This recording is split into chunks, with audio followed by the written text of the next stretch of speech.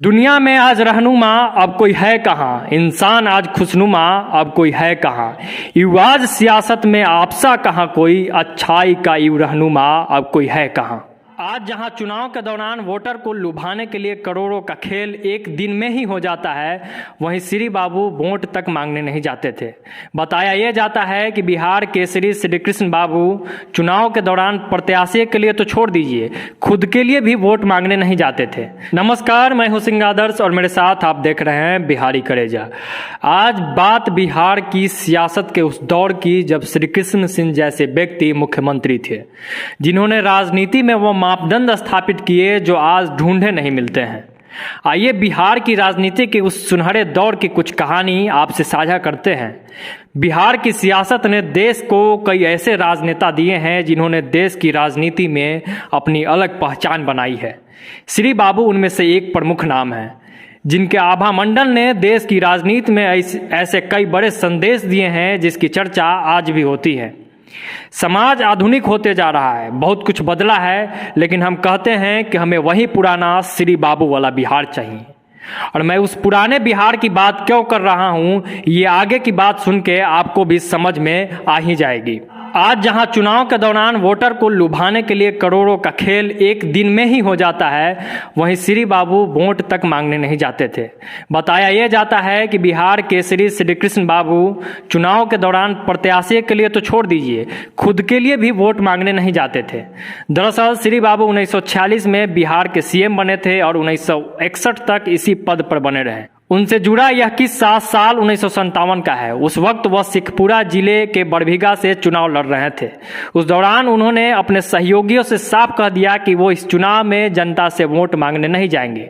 उन्होंने कहा कि अगर मैंने काम किया होगा या जनता मुझे इस लायक समझेगी तो वोट देगी ही, अगर मुझे लायक नहीं समझेगी तो कुछ भी कर लिया जाए वोट नहीं देगी।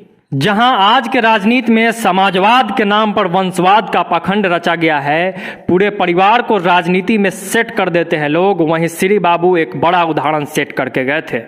बात 1957 की है, जब चंपारण के कुछ कांग्रेसी श्री बाबू से मिले और कहा कि शिवशंकर सिंह को विधानसभा चुनाव लड़ने की अनुमति दी जाए, जो कि श्री बाबू के पुत्र भी थे। इस पे श्री बाबू ने कहा, मेरी अनुमति है, लेकिन तब मैं चुनाव नहीं लड़ूंगा, क्योंकि एक परिवार से एक ही व्यक्ति को चुनाव लड़ना चाहिए। सोचिए, इतनी बड़ी बात कोई आम आदमी कर ही नहीं सकता है, बोल ही नहीं सकता है, और इसीलिए तो हर कोई श्री बाबू नहीं हो सकता। और इस बात पर किसी द्वारा लिखी गई एक पंक्ति याद आती है कि दुनिया में आज रहनुमा अब कोई है कहाँ, इंसान आज खुशनुमा अब कोई है कहाँ। युवाज सियासत में आपसा कहाँ कोई, अच्छाई का यू रहनुमा अब कोई है कहाँ। आज के दौर में राजनीति में जहां पूंजीवाद हावी है, गरीब असहाय की बात करते करते लोग खुद अमीर बन जाते हैं, तो वहीं श्री बाबू के पास कितना जामा पूंजी था यह भी जान लीजिए। वर्ष 1961 में बिहार के मुख्यमंत्री डॉक्टर श्री कृष्ण सिंह के निधन के 12वें दिन राज्यपाल की उपस्थिति में उनकी निजी तिजोरी को खोली गई थी। तिजोरी में कुल 24,500 रुपये मिले थे। वे रुपये 4 लिफाफे में रखे गए थे। एक लिफाफे में रखे 20,000 रुपये प्रदेश कांग्रेस कमेटी के लिए थे। दूसरे लिफाफे में 3,000 थे जो मुनीम साहब के बेटी की शादी के लिए रखे गए थे। तीसरे लिफाफे में 1,000 रुपये थे जो महेश बाबू की छोटी कन्या के लिए थे।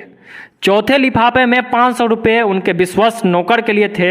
श्री बाबू ने कोई अपनी निजी संपत्ति खड़ी ही नहीं की थी। आज श्री बाबू के बस कुछ पक्षों पर ही बात किए हैं, विकास के कई आयाम उन्होंने स्थापित किया था। उस पे श्री बाबू वाला बिहार के अगले एपिसोड में हम लोग चर्चा जरूर करेंगे। और अंत में बस इतना ही कहेंगे कि श्री बाबू के चरित्र से सीख लेते हुए आज के नेता कुछ बात को भी अपने जीवन में उतार लेते हैं तो बिहार बहुत आगे चला जाएगा। पर अफसोस, आज के जो नेता है, आज के जो मुख्यमंत्री है, आज के जो मंत्री है, आज के जो सांसद है, वो अपना पेट भरने में लगे हुए हैं, वो अपना पूंजी बढ़ाने में लगे हुए हैं, वो अपना परिवार बढ़ाने में लगे हुए हैं। उन्हें बिहारी से कोई खास मतलब नहीं है। उन्हें अपने बिहार के प्रथम मुख्यमंत्री श्री बाबू से सीख जरूर लेना चाहिए।